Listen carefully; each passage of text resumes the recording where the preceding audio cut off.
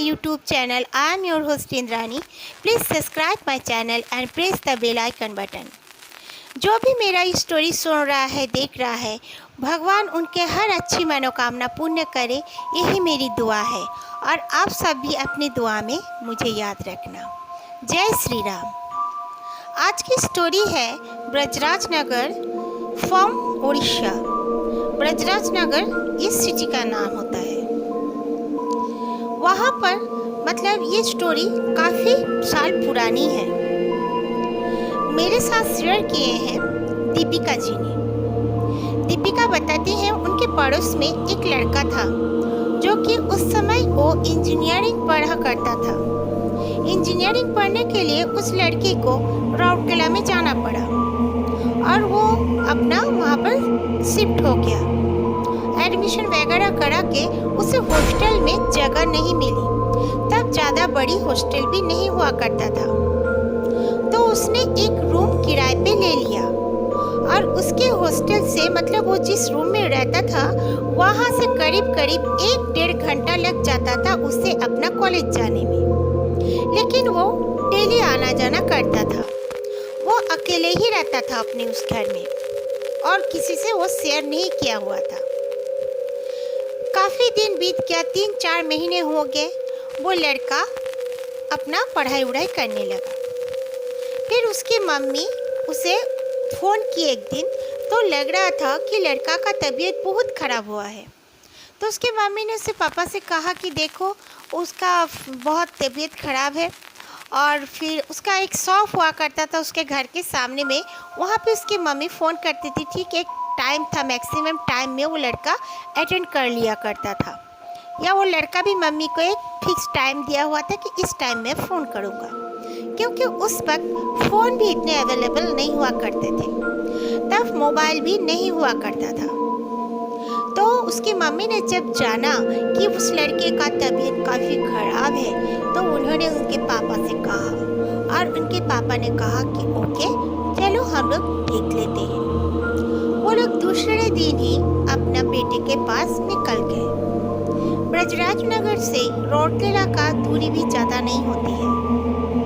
वो लोग जाकर देखे कि उनका बेटा बिल्कुल बिस्तर में लेटा हुआ है और काफ़ी तबीयत खराब हो रखी है।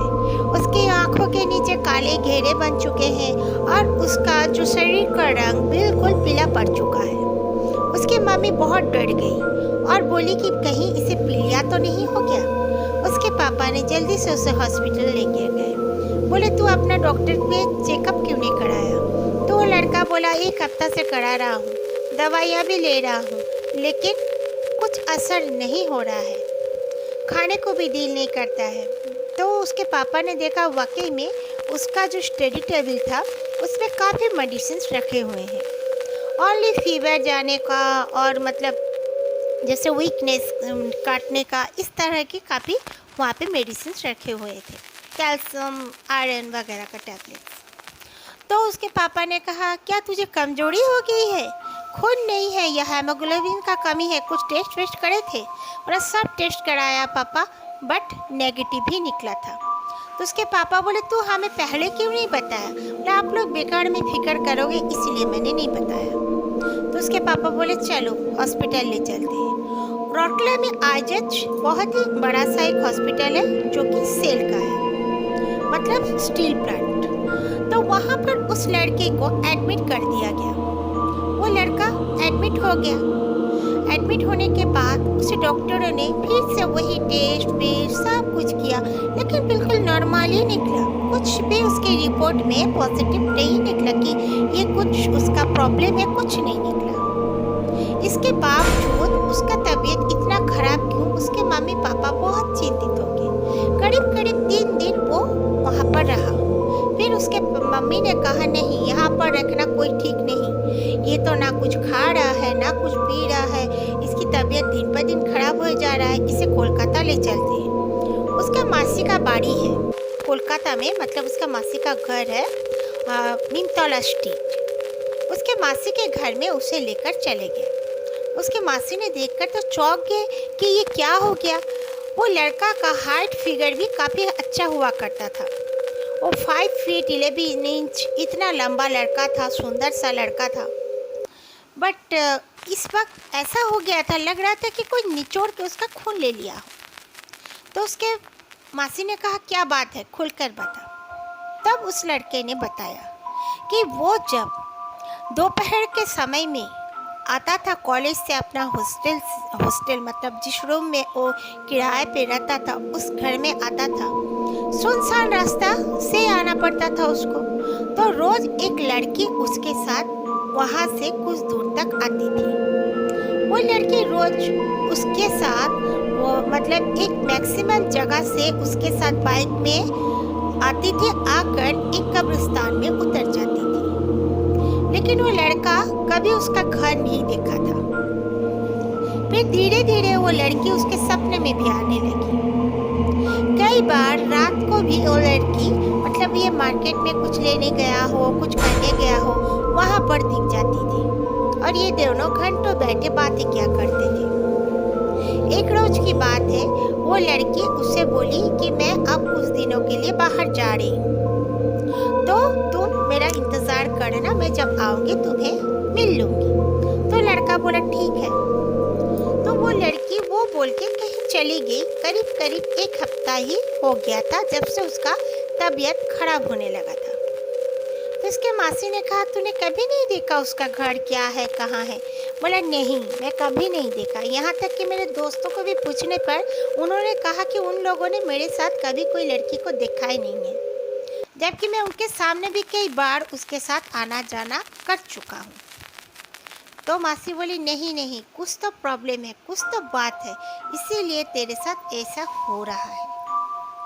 तो उसकी मासी वहाँ पर एक लेडी थी जो कि कुछ रिचुअल वगैरह करके लोगों का मदद किया करती थी, काला जादू का काट किया करती थी, दम वगैरह कर किया करती थी। तो उसके पास उसके मासी ने उन्हें लेकर चले गए। फिर वो औरत ने उनको देखा, देखने के बाद वो कुछ कार्ड्स वगैरह अपने टेबल में रखा, कुछ पूछा।